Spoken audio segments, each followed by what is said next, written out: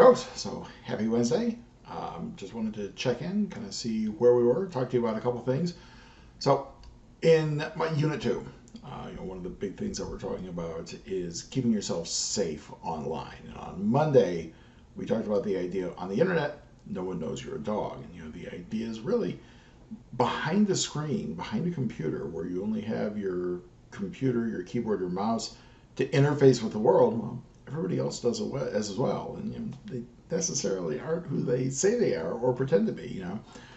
I'm sure most of us are familiar with the TV show Catfish, which is busting people who are just like that.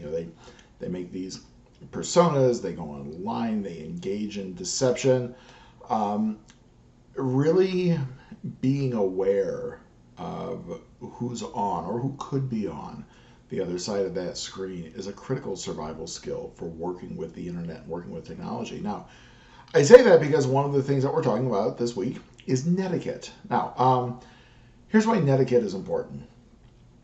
Remember that, so I've talked in the past about how amazing technology is, the fact that it can connect us across thousands of miles. The problem is most of us tend to just use email, and the big issue with email is you don't see the person. You can't hear the person. One of the reasons I go very heavy on videos is I want students to see me. I want students to hear me. I want them to, it's really kind of a humanizing activity. I want people to see the person kind of behind that text image that they get from emails, from text announcements. So you can see me, you can hear me, you can hear the tone of my voice. So I say all of that because when you type an email, none of that's there. It's just the words that you put down, the sentences that you create, the ideas that could be taken from those sentences. And that's a huge thing that we need to be aware of. I own it. The way that I write, I tend to be very focused, very direct, short, clipped sentences. And what I learned pretty early in my teaching career, students interpreted that in a hostile way. Likewise, if you're going into an emotionally charged situation to begin with, you've already got your defenses up. You're kind of, you're armed for bear. You're ready for a fight. You're ready for pushback. And I've had students contact me in the past about, things like grades and deadlines, and I've had to say, the deadline was this, you missed the deadline, I'm sorry. And I've had to learn to kind of soften that approach. So one of the things that I've done is I use the videos, and sometimes when I talk to students and it seems like things are getting a little heated, I'll tell students like, look, you see my videos every week. When you read this, I want you to kind of channel what you see coming through in the videos. Imagine that I'm reading this to you. Imagine that I'm saying this to you.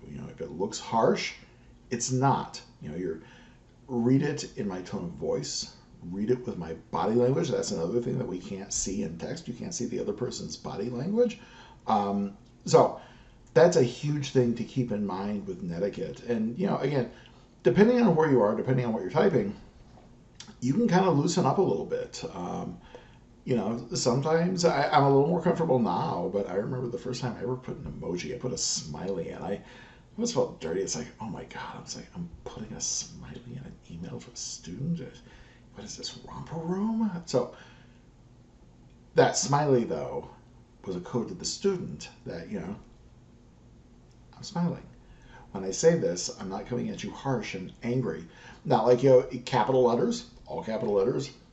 People just see that and they're like, oh my God, this is just like rage fit. And again, that's something else that you need to keep in mind when you're dealing with textual communications and with regards to netiquette and email. So just a couple things, I kind of wanted you to keep in mind as we're going through this week. These are things that, again, people will perceive and they will react. Again, I've been teaching for 20 years and I've sent emails to students and they've completely not only misinterpreted the idea and intent, But because of the sentences, because of the short, kind of punchy structure, they think that I'm coming at them hostile and anything but. So that's one of the big things. We'll talk one more time on Friday. We'll kind of wrap everything up for the week. So, as always, folks, if you need me, I am here. Please email me. Beyond that, I will see you all on Friday. Again, I'm always here if you need me. Have a good week.